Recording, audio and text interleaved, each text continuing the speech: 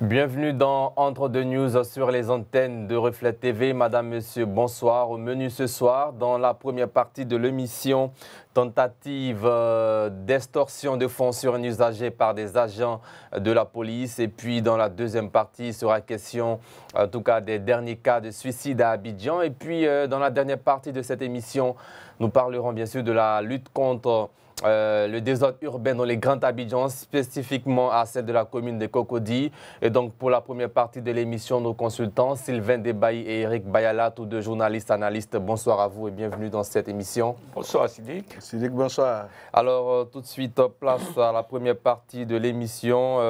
Je disais qu'une tentative d'extorsion, en tout cas, a fait le tour des réseaux sociaux, voyant ainsi des agents des forces de sécurité. Sylvain Debaï, quelle a été votre réaction lorsque vous avez vu la vidéo, votre première réaction? Quand j'ai regardé cette vidéo, je ne croyais même pas mes yeux. Je ne pensais même pas que cette scène se passait en Côte d'Ivoire. Jusqu'à ce que, avec les commentaires et tout, et avec le commentaire qui est parti avec, on dit que cette scène se passait, je crois, à Daloa.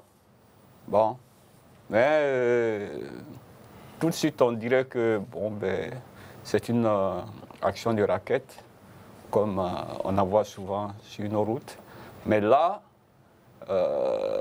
l'agent est allé vraiment trop loin. C'est-à-dire qu'il lui a manqué de tact, il a manqué de vigilance également, parce que je crois que ce qu'il a fait sur cette action-là, ce n'est pas ce qu'on leur apprend à l'école. Ce n'est pas ce qu'on leur apprend à l'école. Et il devrait savoir que dans le monde nouveau dans lequel nous sommes aujourd'hui, c'est celui des réseaux sociaux, c'est celui de l'Internet, c'est celui de la technologie. Et donc, on peut vous filmer même sans que vous ne vous rendiez compte. Il faut donc faire attention. Il faut s'appliquer à son devoir, faire correctement son travail. Et comment vous qualifiez cet acte? On dit du racket, mais c'est vraiment du vol. C'est du vol, c'est une action de pickpocket, comme on en voit souvent. Bien. Mais je voudrais surtout relever que ce qu'on a vu là... On en parlera. On en parlera, d'accord. Okay. Eric Bayala, quelle a été votre première réaction lorsque vous avez vu la vidéo sur les réseaux sociaux? Oui, d'abord, lorsque j'ai vu la vidéo, j'ai été choqué. Le temps que je revienne de mes émotions pour me rendre compte, effectivement, est-ce que c'est réellement en Côte d'Ivoire? D'abord, la tenue des agents, et puis ensuite, parce que c'était suivi d'un commentaire, donc il fallait bien regarder.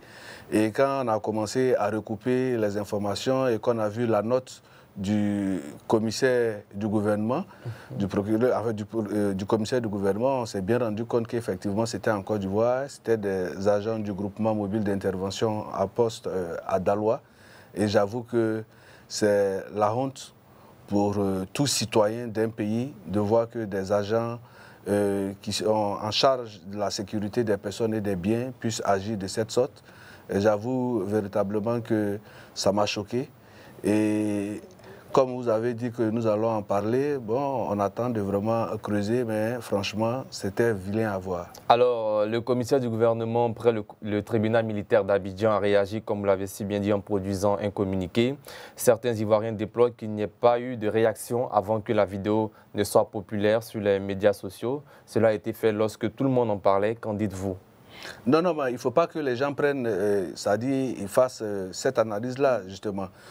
Parce que d'abord, comme on l'a dit, ce n'a pas été un fait qui a été dénoncé par quelqu'un qui était témoin. C'est d'abord sur les réseaux sociaux.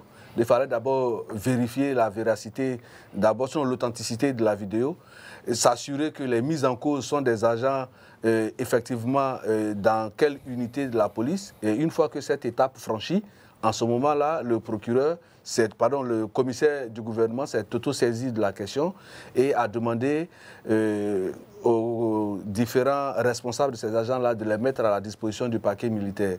Donc je pense qu'il n'a pas fallu longtemps pour que le commissaire du gouvernement puisse vraiment agir. Et je pense que la démarche, elle est bonne, c'est-à-dire vaut mieux tard que jamais. s'il n'avait pas réagi du tout, on pouvait peut-être s'alarmer à outre mesure. Mais dès l'instant où les faits ont été constatés et avérés, le commissaire du gouvernement s'est saisi de la question. Il a engagé la procédure pour que les mises en cause soient appréhendées et mises à la disposition du tribunal militaire. Sylvain Debailly, certains Ivoiriens auraient voulu voir une publication bien avant même de voir la vidéo, c'est-à-dire des agents de la police arrêtés pour tentative d'extorsion sur un citoyen, voilà. Ah oui, ben écoutez, c'est d'abord la police. Et là-bas, il y a des procédures qui ne sont pas toujours connues du citoyen ordinaire. Voilà. On ne peut pas arrêter comme ça quelqu'un sur la base d'une vidéo où il y a d'abord toute une procédure qui va être déclenchée. C'est ce que le procureur militaire a expliqué dans son communiqué. C'est tout à fait normal. Donc, une telle image, il faut une enquête préalable. Et puis bon, établir clairement les responsabilités avant toute action. Vous voyez, donc ce qu'il fait, c'est dans, je vais dire, dans la pratique habituelle. Voilà. Donc, alors, jusqu'où peut aller cette affaire? Oh, mais c'est au procureur de donner une suite ou bien une fin à cette affaire. Mais de toutes les façons, les policiers sont assujettis à une certaine déontologie, à une éthique. Et tout cela est coordonné, est codifié dans des textes. Donc, toi-même, tu sais, quand tu commets une telle infraction, tu sais bien ce qui t'attend. Voilà. Donc, il n'y a même pas à tergiverser là-dessus. On se serait plaint s'il y avait une inaction totale face à ce que nous avons vu. Et je poursuis pour dire que tout à l'heure, M. Bayala disait que le procureur a fait ce qu'il devait faire, oui. Mais en même temps, il faudra qu'à l'avenir qu'il communique beaucoup plus. Le procureur qui a remplacé Ange Kessi, je crois qu'il est un peu... qui ne communique pas beaucoup, hein, alors qu'avec Ange Kessi, on avait les citoyens partout, on savait à peu près à quoi s'exposait un policier ou un gendarme quand il commettait un tel acte.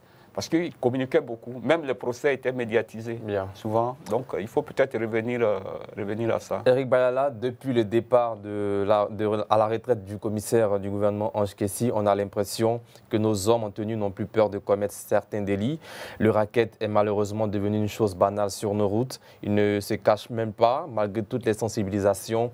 Les agents refusent d'entendre raison. Même les pistes villageoises ne sont pas épargnées. Ce que je veux dire à ce propos, c'est qu'il ne faut pas lier la question au départ d'abord du commissaire Ange Kessi, qui a été un grand serviteur de l'État. Ses états de service ont montré qu'effectivement, il était au fait de sa charge. Mais au-delà de tout ça, il faut d'abord revenir même sur ceux qui sont mis en cause. Qui sont ceux qui sont les candidats à l'école de la police nationale, au concours de la police nationale? C'est d'abord là, est-ce qu'il y a vraiment des enquêtes de moralité qui se font sur les potentiels candidats au concours d'entrée à l'école de police? On a l'impression que les gens n'y vont plus par vocation, ils vont pour une question de refuge social.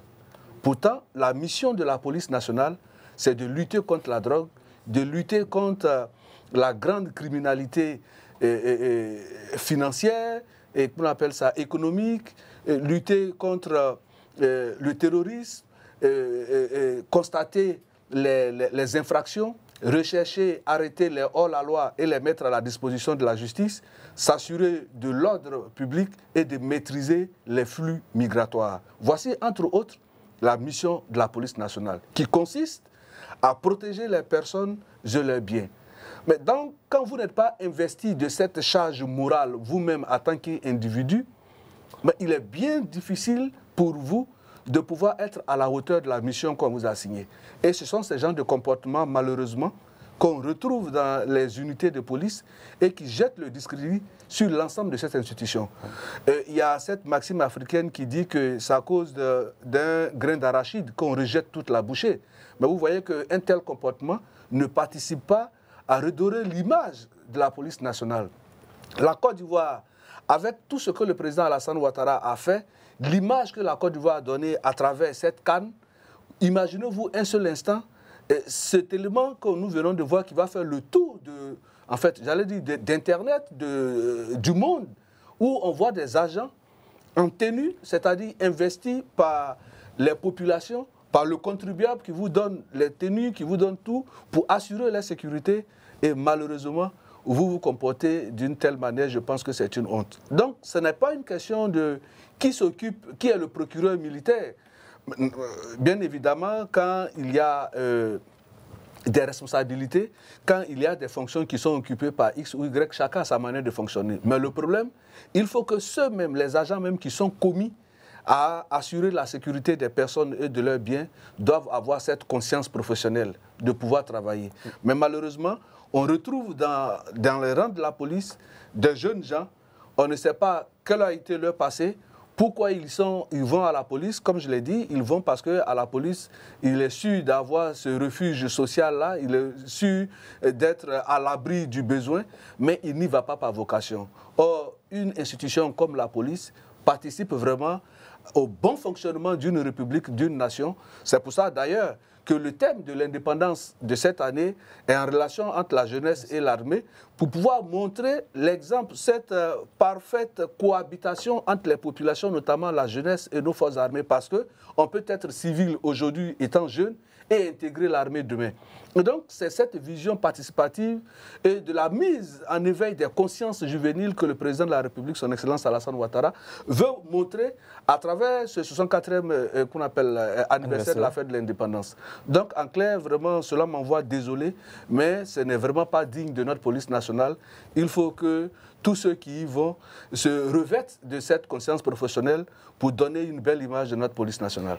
Sylvain Debailly, le racket est malheureusement devenu une chose banale sur nos routes. Quelqu'un m'a dit même avant cette émission que le problème de la Côte d'Ivoire, c'est l'éducation civique et morale. Votre commentaire? Non, la Côte d'Ivoire n'a pas de problème d'éducation civique. La Côte d'Ivoire a des problèmes d'application l'application des lois et autres. Quand vous prenez les policiers, il y a bien ce qu'on leur enseigne à l'école, mais quand ils arrivent sur le terrain, il y a ce qu'ils font. Mais on doit interroger cette psychologie qu'ils ont quand ils arrivent sur le terrain.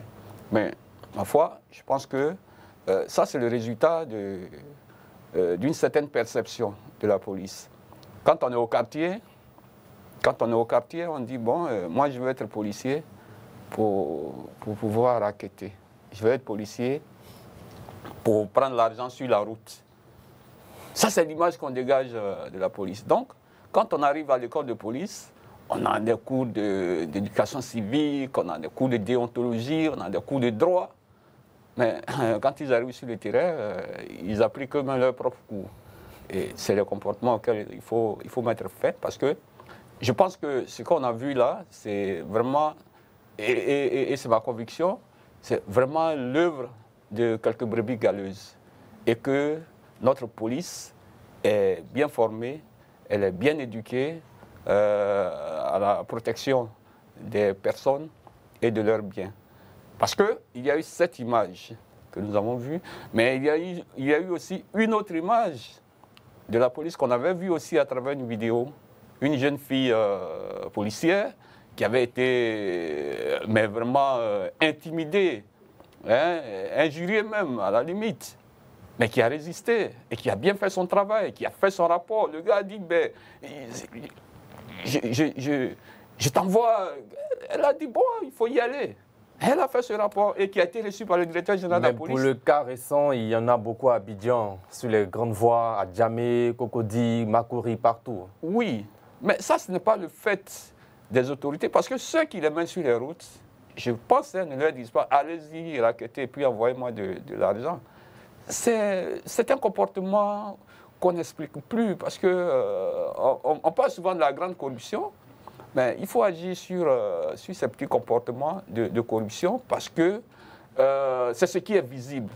Et c'est ce qui donne du reflet même à toute la population, à une opinion. Est-ce qu'aujourd'hui, en Côte d'Ivoire, on va nous dire que nos policiers sont des voleurs ou bien ils sont des racketteurs? Je crois qu'il appartient à ce corps lui-même de nettoyer sa propre image et de refléter une bonne image aux yeux de la population. Parce qu'il y a eu quand même des choses dans lesquelles nos policiers se sont bien illustrés. Vous voyez? Mais souvent on dit, chasser le naturel, il revient au galop. Parce que il y a des policiers et il y a de bons policiers. Il y a de mauvais policiers, il y a de bons policiers. Il y a des gens qui n'abandonneront jamais leur comportement. C'est pourquoi je suis d'accord avec mon confrère Bayala quand il parle d'enquête de moralité et quand il s'interroge qui vient à la police. Parce que si vous avez pris des anciens voleurs, si vous les avez recrutés pour les mettre à la police, mais ils vont voler. Si vous avez pris des anciens brigands et que vous les mettez à la police, quelle que soit la formation que vous allez leur donner, mais ils vont se révéler brigands sur le terrain. Parlons de ceux qui ont déjà ce comportement, qui sont au sein de la police. Eric Bayala, que proposez-vous pour régler ce problème-là? Parce que j'insiste, à Makuri, sur le pont de l'amitié, l'échangeur de l'amitié ivoiro-japonais, il y a vraiment un cas. Le problème en ce qui concerne le racket ou les actes manqués qui sont menés par certains policiers, effectivement, ce sont des actes qui sont légion, qui sont connus de tous.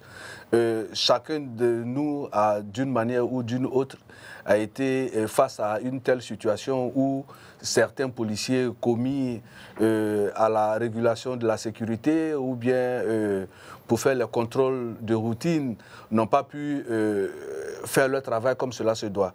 Mais maintenant, il appartient à la police elle-même de s'auto-assainir.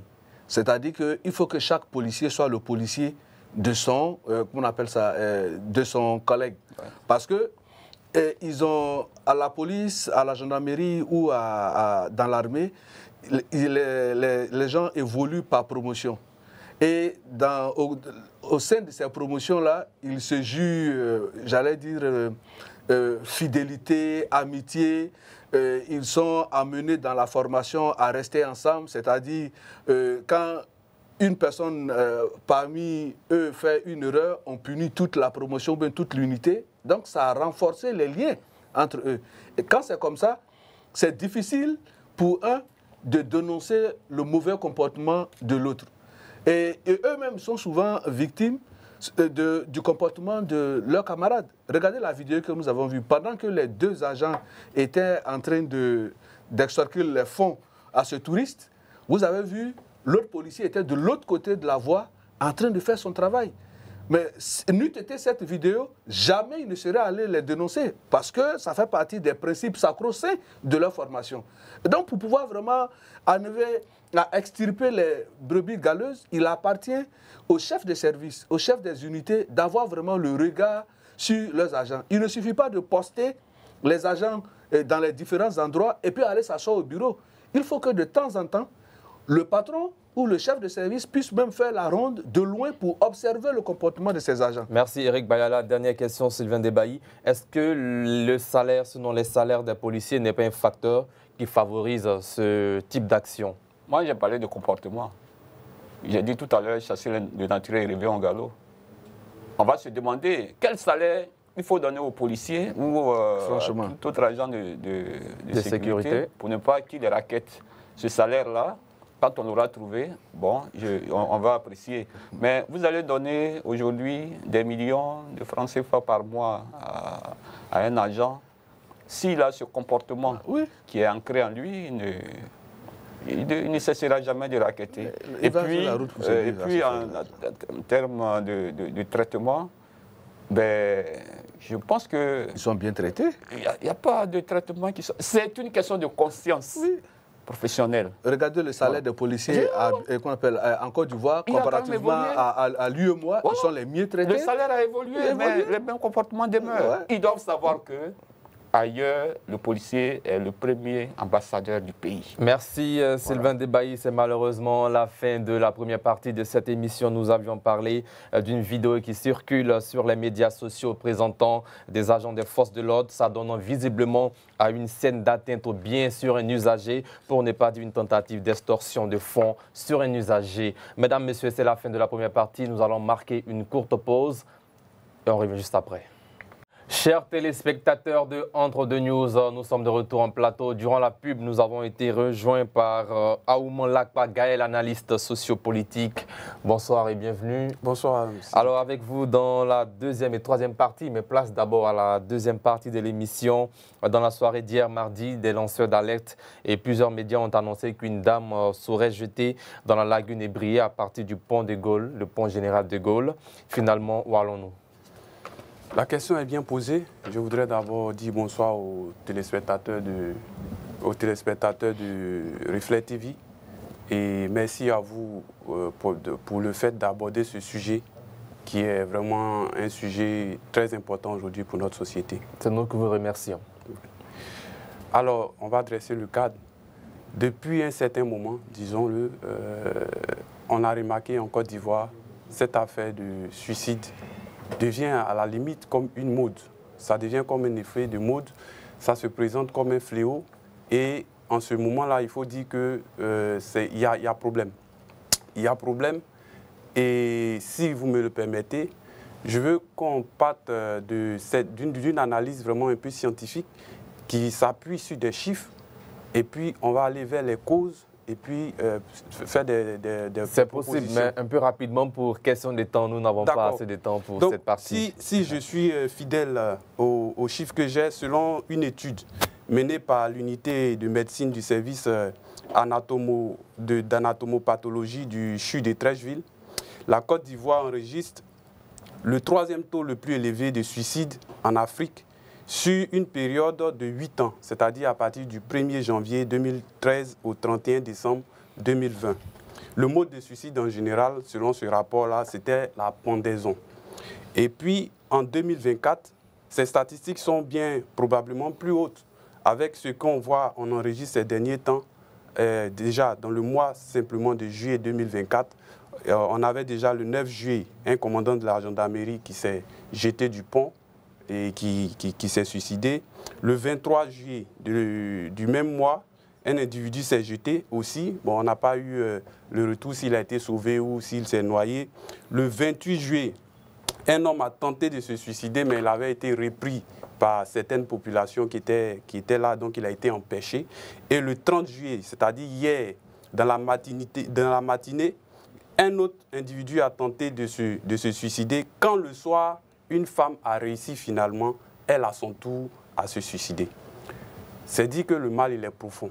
Il est très profond. Et c'est quoi le problème? Le problème, il est dû à plusieurs causes. C'est des causes qui sont d'ordre social et puis aussi sanitaire. Donc, c'est selon les analyses et selon le travail que nous ferons tous qu'on pourra savoir, qu'on pourra déterminer. Parce que tous ceux qui vont au suicide ne vont pas forcément pour la même raison. Voilà.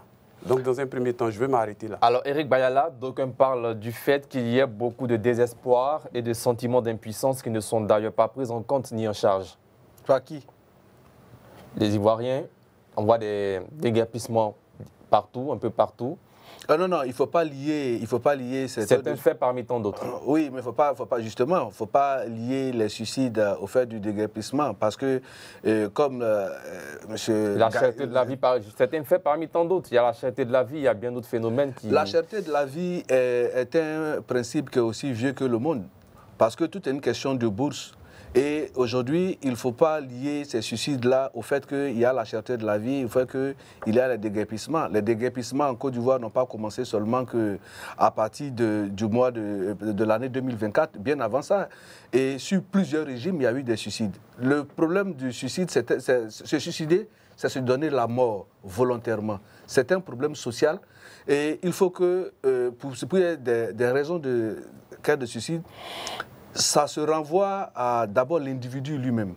Parce qu'il faut aborder également la question de savoir si psychologiquement la personne même est vraiment stable. Il y a tout ça. Et puis, les problèmes de société, il faut favoriser l'intégration sociale entre les individus. Et c'est pour ça, justement, les aires aménagées, les déguerpissements pour aménager les aires, pour permettre une intégration sociale, sinon une intégration culturelle entre les peuples, favorise le fait qu'on puisse lutter contre ces phénomènes-là. Pourquoi? Parce qu'un individu qui a un problème et qui n'a personne à qui se confier, il devient lui-même sa propre prison et il développe, si vous voulez, ses idées suicidaires qui, in fine, va les accomplir. Or, s'il est dans une société où il y a cette interaction culturelle, où il y a des hommes avec lesquels il peut échanger, et comme on dit que quand quelqu'un a un problème, le fait d'en parler, c'est déjà soulager le problème dont il souffre. Et donc, c'est d'abord ça. Ça dit que c'est un problème sociétal qui concerne les uns et les autres. Et c'est pour ça que, d'ailleurs, si vous avez vu, il y a eu un certain temps, ce qu'on appelait la vie des coups communes.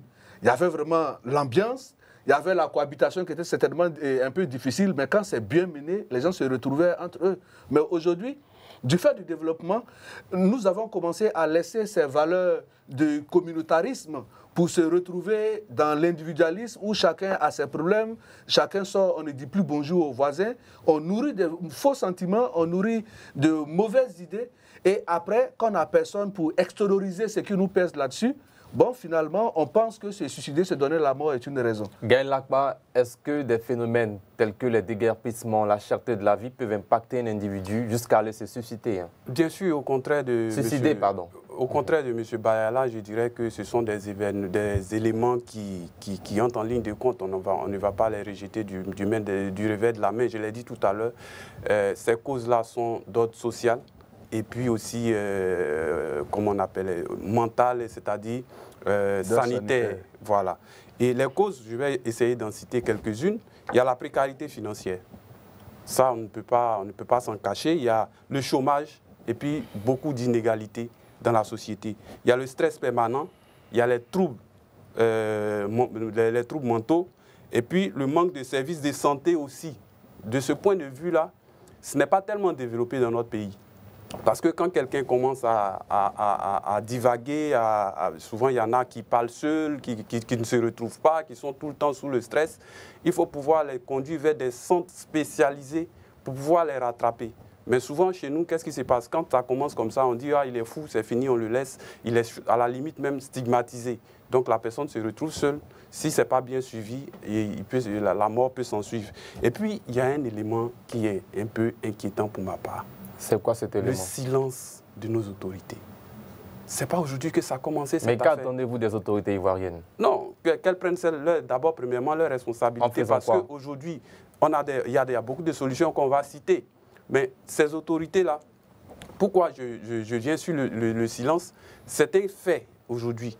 C'est un constat, c'est un problème d'ordre sociétal. Mais je suis étonné que jusqu'à présent, je ne vois pas en tout cas nos autorités prendre le problème à bras le corps. C'est-à-dire quoi? Faire des sensibilisations et au-delà de ça, s'investir dans la santé mentale. C'est-à-dire, je sens un silence, en tout cas. Bien, Eric Bayala, Gaël Lakba sent un silence de la part de nos autorités ivoiriennes, situation qu'il déplore. Oui, mais justement, l'État de Côte d'Ivoire a déjà mené des actions, peut-être qu'il n'a pas les chiffres, mais depuis le 10 octobre 2023 jusqu'à ce jour, c'est un peu plus de 250 jeunes, dont 5% ont été conduits, sinon ont bénéficié de prise en charge psychologique, ceux qui étaient tous candidats au suicide.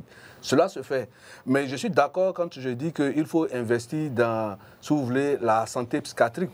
Parce que à Abidjan, on n'a seulement que Benjéville. Et quand vous arrivez à Benjéville, vous voyez que les pensionnaires sont au-delà même si vous voulez, du cadre qui est prévu pour pouvoir les recevoir.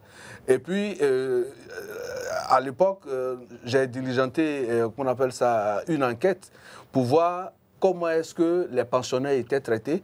Mais le médecin que nous avons reçu, au centre psychiatrique de Benjéville, nous a dit qu'aujourd'hui, de plus en plus, il y a moins d'infirmiers qui veulent s'occuper de la médecine psychiatrique, c'est-à-dire qui peuvent venir aider les médecins. Et les médecins psychiatriques, en Côte d'Ivoire, il n'y en a pas assez. Donc tous ceux qui sortent de nos écoles de formation, ils sont tous pour la médecine générale, ils vont peut-être en gynécologie, dans les autres secteurs, mais en psychiatrie, ils sont peu. Donc le personnel même d'abord, il faut déjà motiver au niveau de l'État pour qu'on ait des médecins qui fassent la psychiatrie, pour qu'on puisse véritablement doter le pays de centres psychiatriques pour pouvoir, pouvoir résoudre ce problème. Est-ce qu'on parlerait ici d'abandon des sciences sociales? Mais justement, les centres sociaux continuent toujours d'exister, hein, mais il n'y a pas d'abandon, ça continue. Il n'y a pas d'intérêt, donc. Non, bien évidemment. En fait, le problème, c'est qu'il faut peut-être inverser la courbe. Les centres sociaux les centres sociaux qui sont là, qui sont dans leur fonctionnement, ils sont dans une posture attentiste. C'est-à-dire qu'ils attendent que la population vienne vers eux au sein du centre. Mais si on inverse la courbe pour dire qu'il faut que les agents sociaux aillent peut-être à l'encontre des populations pour les sensibiliser, pour pouvoir se mettre au fait de leurs préoccupations, ça pourrait encourager les gens à s'ouvrir et à venir vers eux. Et ainsi, on pourra détecter facilement ceux qui ont besoin d'une assistance. Mais dire que les centres sociaux aujourd'hui manquent d'intérêt, je ne le crois pas. Sinon, il n'aurait pas eu ce ministère-là qui est en charge des questions sociales. Il y a le ministère de la famille, de la femme et de l'enfant, tout récemment, qui avait déjà commencé une activité qui consistait à récupérer les enfants de la rue pour les resocialiser, les former.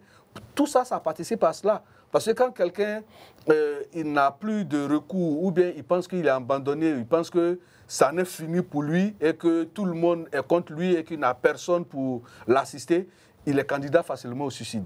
Or, tout ça, il faut le mettre dans le compte de la société pour dire que chacun compte pour son ami et que l'ami compte pour le voisin et que le voisin compte pour la société pour qu'ensemble on puisse regarder cette question. Ce n'est pas forcément le fait des autorités, quand bien même qu'elles en ont la primeur des solutions parce qu'elles ont en charge des questions étatiques. Mais la population elle-même. La population elle-même, elle a sa responsabilité. Elle a sa responsabilité. Parce que la dernière fois, celui qui était candidat au suicide a été rattrapé par la population, il a été molesté avant d'être qu'on appelle remis en liberté. Bien, Gaël Lakpa, à cette allure, faudra-t-il une équipe de secouristes en permanence sur le pont de Gaulle? C'est devenu une zone à risque. Il faut une équipe de secouristes, mais pas de façon permanente, mais un moment pour pouvoir dissuader un peu les candidats. J'ai dit ça ressemble un peu à un effet de mode. Sinon, pour se suicider, ce n'est pas seulement le pont. Sinon, on va se retrouver à positionner, à poster des personnes partout. Ce n'est pas le cas. Comme pour l'instant, c'est l'épicentre, effectivement, on peut chercher à sécuriser cet endroit-là. Mais il y a une idée qui a failli m'échapper quand je disais tout à l'heure que nos autorités devaient prendre le problème à bras le corps. Regardez, on ne sent pas de communication. Parce que le problème aujourd'hui, il se présente comme un fléau. Je dirais même comme une certaine pandémie en griffe. Et dans ce cas-là, qu'est-ce qu'il faut faire? Alors, allez-y rapidement pour des propositions. Il faut sensibiliser. On a déjà dit beaucoup au plan des infrastructures et tout ça, de la formation et tout, on le sait. Mais il faut sensibiliser. Qu'est-ce que ça fait? Qu'est-ce qui empêche le gouvernement de pouvoir, par exemple, faire des spots à la télévision pour inciter les gens? Tout ce que nous relayons comme message. Voilà. Il faut faire des sensibilisations pour que les populations gagnent de l'espoir. Parce que c'est la perte d'espoir, la perte de tout espoir, je vais revenir là-dessus le mot, qui fait qu'il y a des candidats au suicide. Bien, Eric Bayala, 30 secondes proposition, en dépit de tout ce que vous avez dit. Oui, il faut manifestement accroître la sensibilisation. Il faut que chaque citoyen, et je pense que l'État est déjà engagé dans ce process en mettant en place tous les mécanismes et tout ce qui est proposition en termes de développement pour créer le mieux-être au niveau des citoyens dans la société. Mais à côté de cela, il faut communiquer. Il faut que l'individu sache que, qui qu'il soit, il est vraiment important pour construire la nation que nous avons comme héritage.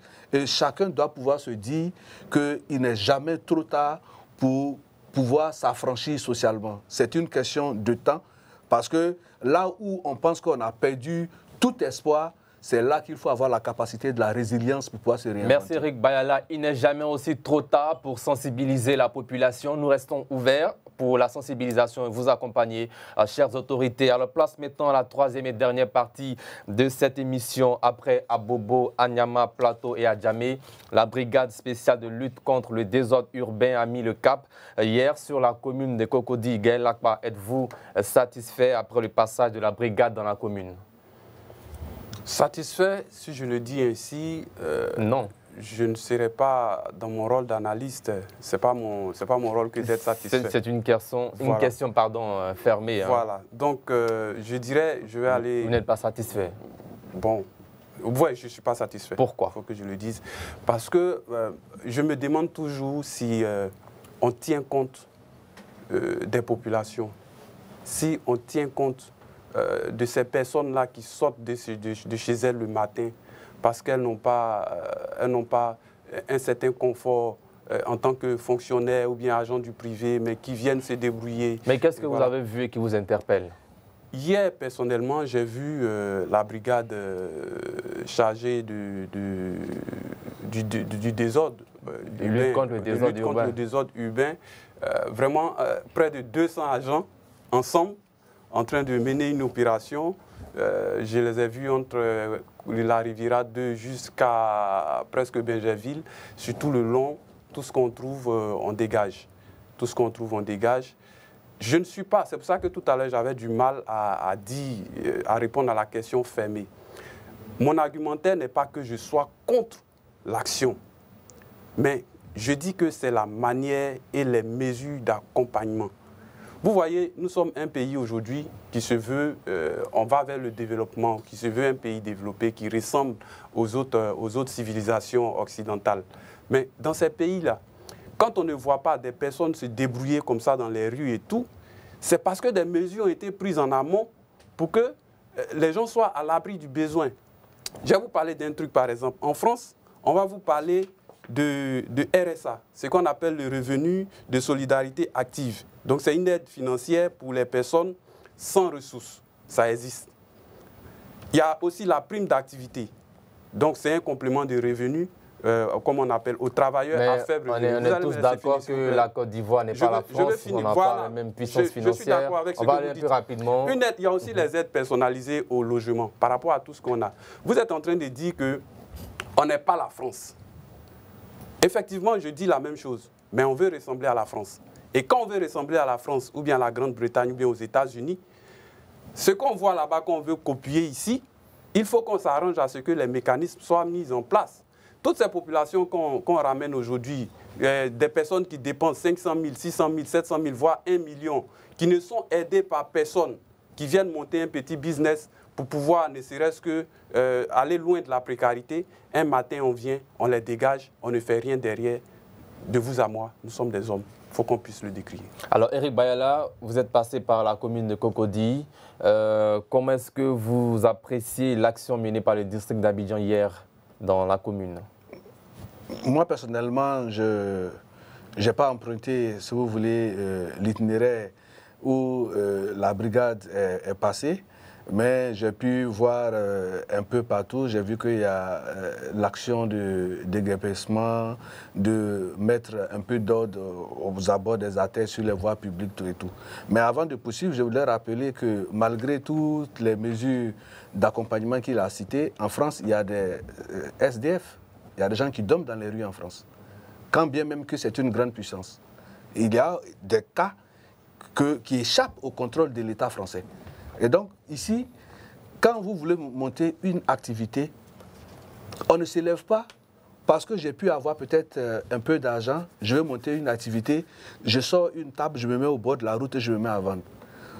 Aucun Ivoirien ne dira qu'il ne sait pas que dans la localité dans laquelle il se trouve est rattaché à une commune et que le domaine public est géré par la municipalité, par la mairie. Et parfois, il y a la municipalité mais qui vend des espaces publics à ses citoyens et qui encaissent.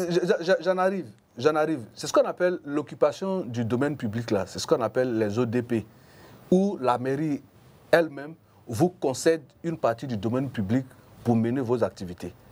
Avant que la brigade, qu'on appelle ça, en charge du désordre urbain ne soit lancée, il y a eu une campagne de sensibilisation pour dire qu'il y aura une brigade pour lutter contre l'insalubrité, pour lutter contre les commerces ambiants, pour lutter contre ce qu'on appelle les charrettes à bras, qu'on appelle les otros, pour lutter contre les mendiants.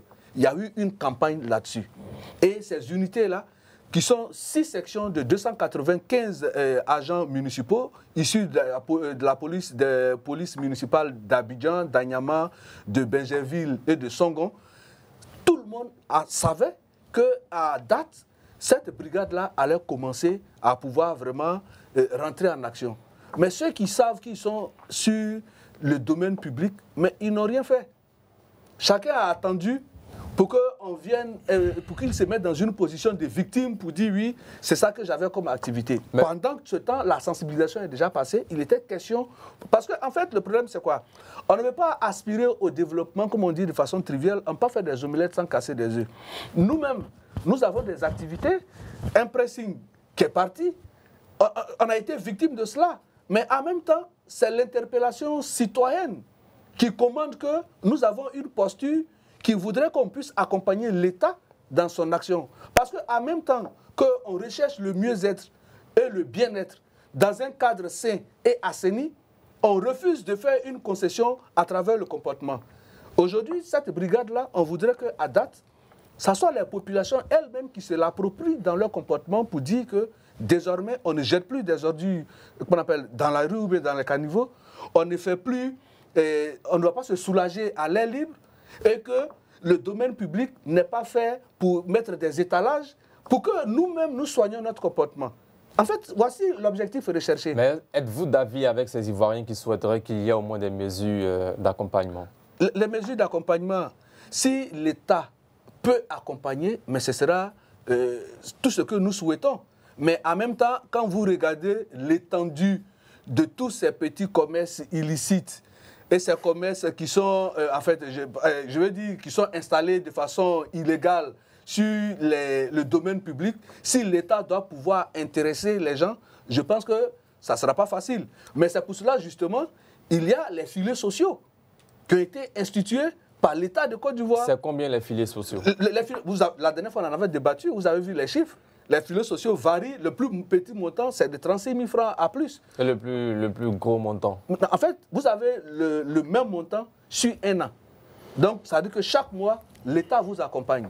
Et il y a des ménages qui ont rendu témoignage à partir de ces appuis-là, qui aujourd'hui ont dû tirer leur épingle du jeu. Donc, on ne dira pas que l'État ne fait rien. Bien, Gaël Lakpa, votre réaction sur ce qu'a dit Eric Bayala tout à l'heure? Il y a un élément qui m'intéresse beaucoup. Il a parlé des campagnes avant action. Effectivement, moi-même, j'ai vu la campagne. Mais quand on fait une campagne, c'est pourquoi? C'est pour sensibiliser. Mais ces gens qui ont été sensibilisés là sont des personnes bien conscientes. Mais vous dites que les Ivoiriens doivent même accompagner, ces personnes-là doivent accompagner le gouvernement en facilitant la tâche. Mais je m'appelle M. Kwame, j'habite à Bobo. Quand je sors de chez moi le matin, j'ai des difficultés, c'est-à-dire qu'il y a le choix de charbon qui est fini, comment on va nourrir les enfants. Je sors, la seule activité que j'ai pour me débrouiller, c'est de venir vendre mes articles. Là où j'ai dit à la Riviera 2, ou bien n'importe quel autre endroit. Je vends ces articles-là, c'est en fonction de ça que je vais pouvoir nourrir ma famille. On vient, on me sensibilise, on dit de partir. Je m'en vais, je vais où? J'ai l'impression qu'on veut chasser une certaine catégorie de la population d'Abidjan. Bon, même si on le dit, on l'a dit plusieurs fois, la décentralisation peut aider. Mais ça ne se fait pas dans les règles de là, en fait. Parce que toutes ces populations qu'on renvoie aujourd'hui, là, qui ne peuvent pas aller nourrir leur famille, qui ne pourront pas assurer leur loyer et tout ça, comment elles s'en sortent? On va dire, si tu ne tiens pas à Abidjan, sors d'Abidjan, va au village. Mais au village, là, on sait que tous ceux qui sont au village continuent ceux qui sont à Abidjan, parce qu'au village aussi, il n'y a rien. Donc, quand M. Bayala parle de sensibilisation, effectivement, la sensibilisation a été faite. Mais quand vous faites la campagne de sensibilisation, et puis derrière, vous remarquez que ces personnes-là n'obtempèrent pas, c'est que ça veut dire que ces personnes-là sont dos au mur, sont coincées. C'est pour ça que j'ai dit que c'est bien de mener ce genre d'action, mais il faut que, pour les mener, il faut être prêt. Être prêt dans quel sens? C'est qu'on a beaucoup d'argent, suffisamment d'argent, pour pouvoir mettre en place les solutions que j'ai données dans le RSA et ce genre de choses. Quand on ne peut pas le faire... En somme, la ville d'Abidjan n'est pas prête à mener ce type d'action. Sincèrement, Abidjan n'est pas prêt. Et quand je pose la question rapidement. Je vais boucler rapidement avant qu'il revienne parce que je n'aurai plus grand-chose à dire. Regardez les images. Vous voyez ces personnes arrêtées. Dans un temps, on les verrait manifester et tout ça. Mais j'ai vu des personnes arrêtées, dégoûtées, qui n'ont plus d'espoir. Même une femme en pleurs pour une vidéo que j'ai vue ce matin. Ils sont arrêtés comme ça, silencieux certains. Mais ça ne présage pas du tout un avenir meilleur. Les gens sont un peu exacerbés. Il faut qu'on revienne à nos fondamentaux. Le fait qu'un jeune homme pousse une charrette pour s'en sortir. Ça dérange qui? Le fait qu'une jeune femme, une jeune fille vienne vendre du maïs au bord de la route, elle n'a même pas d'installation, elle vend juste, elle se défend, le soir elle rentre chez elle à la maison parce qu'elle compte sur ça pour payer sa première année de BTS l'année prochaine. Tout ça, on n'y pense pas. Parce qu'on est à un certain niveau, aujourd'hui on oublie tout ce monde. Faisons attention à ce que nous faisons. C'est ce que je peux dire. Eric Bayala, Abidjan, la ville d'Abidjan n'est pas prête pour ce type d'action. Mais l'action, est-ce que l'action ne se tient pas? L'action est en train de se tenir. Donc mais quand on parle d'Abidjan, il y a aussi la population, surtout. Mais justement, c'est de la population que nous parlons parce que les actions qui sont menées, pas que je ne suis pas sensible à tout ce qui a été dit. Si, nous le sommes parce que c'est une question, si vous voulez, où notre fibre d'homme, d'humain, ne peut pas ne pas être sensible à ce qui se fait. Mais en même temps, il faut qu'à un moment donné, parce que le fait de penser, de prendre en compte un certain nombre de considérations, finit par mettre l'État dans une position de laxisme et les choses n'avancent pas. Parce qu'en même temps que nous sommes convoqués au rendez-vous du développement, mais quand vous regardez, vous partez au Ghana voisin, vous partez au Rwanda, ce sont des pays africains. Quand vous prenez l'évaluation de ces pays-là en termes de potentiel économique, ils ne sont pas au devant de la Côte d'Ivoire. Mais quand vous arrivez là-bas, vous voyez que les gens, il y a des pauvres. Mais chacun sait où il se met. Et nous-mêmes, quand on y va, on revient rendre témoignage pour dire vraiment, au Ghana c'est propre. Au Rwanda même c'est pratiquement... Mais comment les gens sont arrivés? Quand Paul Kagame a pris le pouvoir, il n'a pas dédommagé tous ceux qui étaient aux abords des routes. Ça a été une action de discipline où on a demandé à la population d'arrêter de se comporter comme ça. Et les gens ont suivi. Et là-bas même, c'est encore plus corsé. Donc on ne peut pas dire qu'on veut un environnement sain et puis nous-mêmes, on n'est pas capable de se faire harakiri pour pouvoir accompagner le gouvernement. Alors, on va se faire harakiri, oui. ok. Alors, revenons observons pour voir ce que ça donne. Revenons à notre sujet. Tant qu'Abidjan n'est pas propre, la brigade va toujours continuer ses opérations. Ce sont les affirmations du commandant de la brigade à Cocody. Réaction sur cette affirmation? Il est dans son rôle, le commandant. Il a des instructions claires. Il va les exécuter. Et voilà, je pense. Est-ce qu'il va y arriver? Il va y arriver parce qu'il en a les moyens. Eric Bayala. Oui, les propos du commissaire principal Jean-Luc Assis, il a été investi d'une mission qui consiste à dire la brigade de lutte contre le désordre urbain. Et justement, il est investi de cette mission et qui mieux que lui est placé pour apprécier que tant qu'il est encore dans ses prérogatives, tant qu'il y a encore de la matière pour amener l'ordre, pour lutter contre les désordres, il sera toujours en activité, mais bien évidemment, on est là, on espère que Dieu nous prêtera vie pour que, in fine, on puisse constater que Abidjan fait beau vivre. Alors, chaque commune a ses réalités. On se demande, dans la commune de Cocody, c'est quoi le véritable enjeu dans cette commune-là, à travers cette opération qui est en cours? C'est vrai que chaque commune a sa particularité, hein, parce qu'à Abidjan, on le dit de façon triviale. Quand tu dis que j'habite à Cocody, on dit, bon, il est chez les nantis. Mais en même temps, vous savez que Cocody était, bien que ce soit la commune, l'une des communes, sinon la commune même, la plus huppée d'Abidjan, mais avec de grands bidonvilles à Cocody. Il y en avait même plus à Cocody que dans les autres quartiers. Et le comportement du commerce ambulant un peu partout, c'est plus à Cocody, parce qu'on se dit que ceux qui y sont ont un peu plus de moyens. Donc chacun vient pour le commerce ambulant. On a les petites activités aux abords des routes. Ce qui est valable pour Cocody, ça l'est également à Bobo. C'est pratiquement la même physionomie. Il n'y a pas de spécificité en ce qui concerne les communes. Il n'y a pas de commune à Abidjan où vous allez aller sans trouver des vendeurs ambulants. Il n'y a pas de commune à Abidjan où vous allez aller sans trouver des mendiants. En fait, c'est pratiquement la même chose. Et c'est tout ça qui crée ce désordre urbain. Il y a les embouteillages à point fini, parce que l'automobiliste qui vient, il doit faire attention entre le vendeur qu'on appelle ambulant et le mendiant qui toque à sa vitre. Et puis bon, il faut prendre un coup de frein. Le premier coup de frein conduit à un autre. Et ce sont les embouteillages. Les embouteillages sont vraiment un véritable problème pour l'économie d'un pays. Et donc, tout ça, ça participe à régler ces problèmes-là. Donc, de façon spécifique, je ne pourrais pas dire que Cocody diffère des problèmes de Koumassi. Est-ce que Cocody, ce n'est pas plus les mendiants? On a vu l'opération tourner autour des vendeurs ambulants, Oui. des installations sur les trottoirs et autres, mais il y a des mendiants à Cocody. Je vous dis, les mendiants, il y en a partout. Vous-même, vous sortez d'ici tout de suite, au grand carrefour de choses qu'on appelle ça, de Makori, là, juste en allant vers la pharmacie Tiako.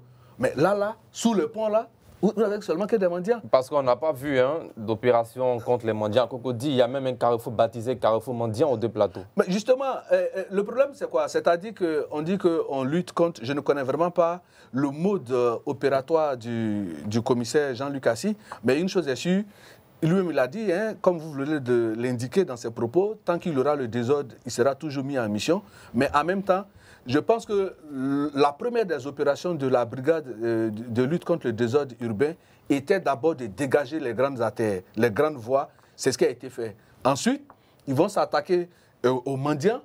Après, ce sera les commerçants, mais ce n'est pas tout à la fois parce que ça rend la charge de travail difficile. Mais de façon spécifique, il aura, je suppose, qu'il aura un mode opératoire qui va permettre à cette brigade-là de bien adresser la question afin de vraiment débarrasser, selon le décret qui institue la création de cette brigade-là, pour débarrasser Abidjan de tout ce que nous avons constaté. Bien, Gaël Lakpa, la question qu'on se pose également et qu'on ne cesserait de se poser, que deviendront les vendeurs ambulants et charretiers?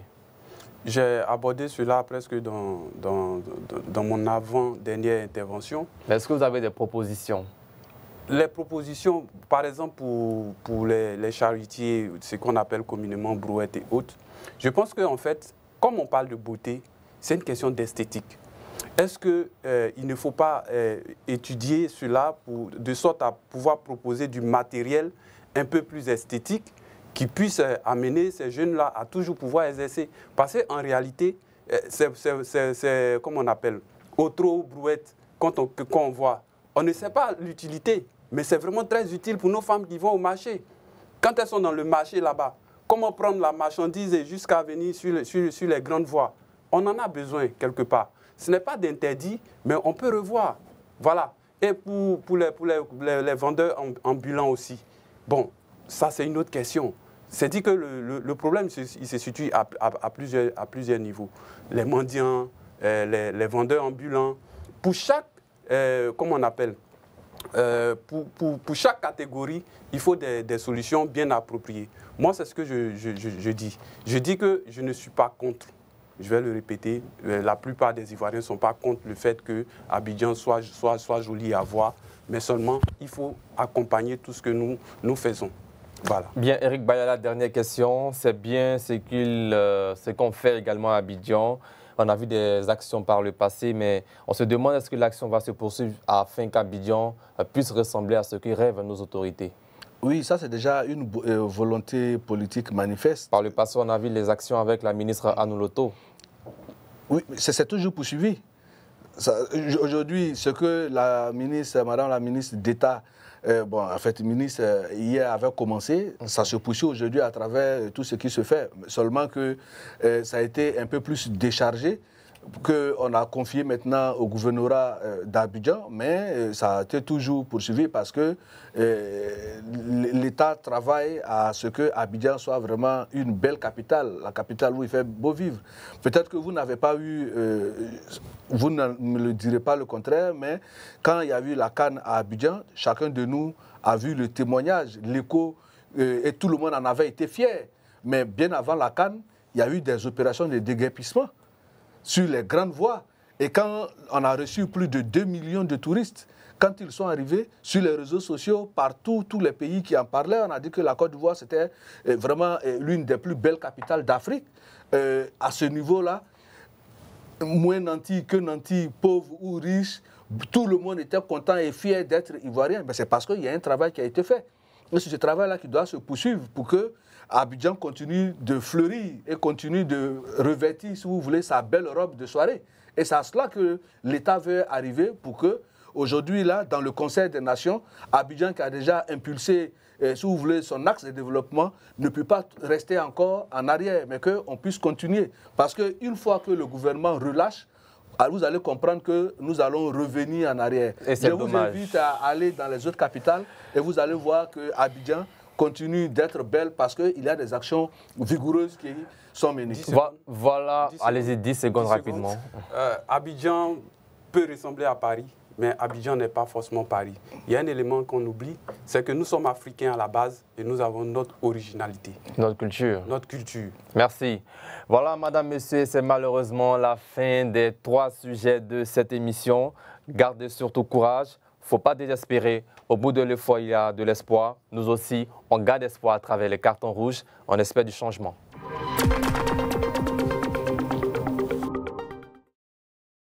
Et voilà, nous sommes dans le carton rouge. Nous voulons que tout aille bien en Côte d'Ivoire. Donc, des propositions à travers cette rubrique qui fait des coups de gueule sur des sujets qui ont trait à la vie de la nation. Gaël Lakba, carton rouge. Carton rouge a une maladie qui vient d'être déclarée en Côte d'Ivoire. C'est la variole du singe. Bon, c'est à croire qu'après la Covid-19, après la dengue, encore voici une autre maladie qui vient, je vais dire, qui va venir encore changer les habitudes des Ivoiriens. Et le ministère de la Santé a déjà réagi et voilà, ils l'ont bien fait. Pour une fois, j'encourage et je félicite le ministère qui a tout de suite sorti un communiqué hier et qui a déjà bien communiqué sur la maladie. Il faut éviter les attouchements, il faut éviter d'éternuer un peu partout. C'est une maladie qui se déclare par une fièvre et puis certains boutons sur la peau et tout ça. Donc, ils ont déjà réagi. Il paraît que un cas a été détecté à Koumassi et un autre à l'intérieur du pays. Donc, carton rouge à cette maladie-là. Merci, Eric Bayala. Réaction sur ces cartons rouges ou bien une question pour qu'on puisse avancer? Oui, mais ce qu'il dit, je pense que toute la félicité va à l'endroit du ministère de la Santé et de l'Hygiène publique qui déjà a pris le taureau par les cornes en commençant à communiquer, à sensibiliser les populations, de sorte à faire attention. Parce que vous savez que si on a une autre pandémie à l'échelle de la Covid-19, je pense que ça sera vraiment catastrophique pour l'ensemble des économies, et non seulement des pays qui vont connaître un grand taux de cette maladie-là. Et que c'est le lieu également d'appeler les populations à un comportement citoyen, à vraiment mettre en œuvre les recommandations du ministère de la Santé pour qu'on puisse ensemble lutter efficacement contre cette pandémie qui est la... Qu'on appelle ça la rougeole du singe. Voilà. Merci Eric Bayala. Maintenant, votre carton rouge. Moi, je donne mon carton rouge à l'endroit des livreurs, les conducteurs des motos de livraison. Franchement, c'est vrai, ils doivent aller rapidement, mais qu'ils prennent la peine de respecter au moins le code de la route. C'est-à-dire qu'ils ne s'arrêtent à aucun feu. Ils roulent comme ils veulent. Malheureusement, chaque fois que vous arrivez à des endroits, c'est eux qui sont toujours victimes d'accidents. Souvent même, il y a des morts, mais malgré ça, ça ne change pas. Parce que ça ne sert à rien d'aller vite et puis, au bout du compte, ne pas finir ta journée parce que tu t'es retrouvé sur un lit d'hôpital pour le cas le moins grave ou bien te retrouver au cimetière dans le cas contraire. Allons-y doucement, qu'ils roulent prudemment, qu'eux-mêmes, ils se fassent vraiment, j'allais dire, cette auto-éducation du respect du code de la route. Et ça sera mieux. Parce que c'est comme ça qu'ils vont commencer à se comporter, à ne rien respecter. Et demain, quand l'État va agir, on dira que oui, l'État ne pense pas aux gens de personnes qui se débrouillent pour pouvoir s'affranchir socialement. Mais pourtant, tout le monde voit le comportement de ces conducteurs de taxi, pardon, de motos de livraison. Chacun même se plaint tous les jours, mais rien n'est fait. En tout cas, j'attire vraiment leur attention pour qu'eux-mêmes, ils puissent vraiment avoir le comportement qu'il faut. Merci Gaël Lakba, réaction sur ces cartons rouges. C'est un beau carton.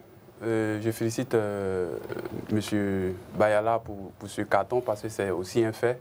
Et je voudrais ajouter pour dire que les mesures sont prises parce que vous pourrez le remarquer à plusieurs carrefours. Ils sont beaucoup surveillés, suivis par les éléments de la police.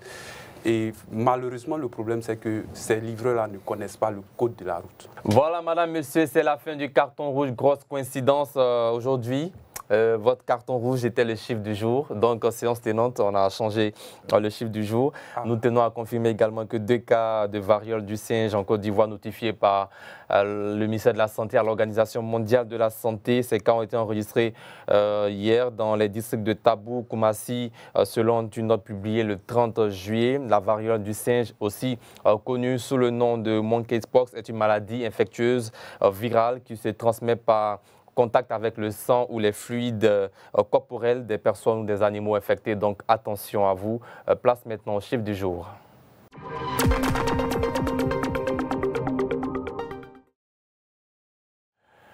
Le chiffre du jour, c'est 1 en rapport avec la vie de la nation ivoirienne. Souvenez-vous, il y a 1 an. Oui, le décès du président, le président Henri Konan Bédié. Exactement, c'est ça. Il y a 1 an, bien sûr demain 1er août marquera les 1 an du rappel à Dieu de feu Henri Konan Bédié, ancien président du PDCI RDA, ancien président de la République de Côte d'Ivoire de l'Assemblée nationale. 1 an après sa disparition, qu'est-ce que vous retenez de l'homme et puis de l'héritage qu'il a légué à toute la Côte d'Ivoire? Je suis particulièrement, une fois de plus, touché par ce décès parce que le président Bédié a été quelqu'un que j'ai eu la chance, de mon jeune âge, de fréquenter beaucoup. Et nous étions beaucoup dans l'émotion. À ces 1 an de commémoration, je voudrais saluer sa famille biologique, Madame la Première Dame Henriette et la plupart de tous ses enfants et petits-enfants. Aussi sa famille politique, qui je crois fera des commémorations ces temps-ci. Et si j'ai le temps, et avec certaines personnes que je pourrais inviter, on pourra être à la cathédrale pour célébrer le président Bédié. J'ai retenu de lui un homme vraiment ouvert. Et j'ai fait même des témoignages dans le temps à profusion. C'était un homme vraiment très aimant et puis très gentil. On entendait dans le temps des choses sur lui quand on n'avait pas, nous autres, eu la chance de l'approcher. Mais moi, entre 2018 et 2022, par là, en tout cas, j'ai eu la chance de pouvoir connaître l'homme. Et je prie toujours que Dieu ait pitié de son âme et que Dieu l'accueille là où il est. Merci Eric Bayala. Réaction 1 an après le décès d'Henri Konan Bédié.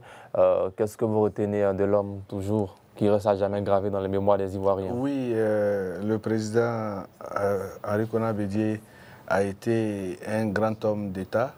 Ça a été un homme qui a consenti de gros sacrifices pour la paix en Côte d'Ivoire. Il faut avoir le courage de le dire. À ce niveau-là, en tant qu'homme politique, c'est quelqu'un qui a véritablement cristallisé toutes les intentions en termes de politique nationale en Côte d'Ivoire. C'est vrai qu'aujourd'hui, il n'est plus. C'est vraiment une triste nouvelle. À l'occasion de ces 1 an marquant le rappel à Dieu du président Henri Konan Bédié, du haut de ce plateau, je voudrais donc témoigner toute ma compassion à sa famille biologique, à sa famille politique, et espérer que ceux qui sont en charge de son héritage politique sauront faire œuvre utile à la dimension de l'illustre disparu.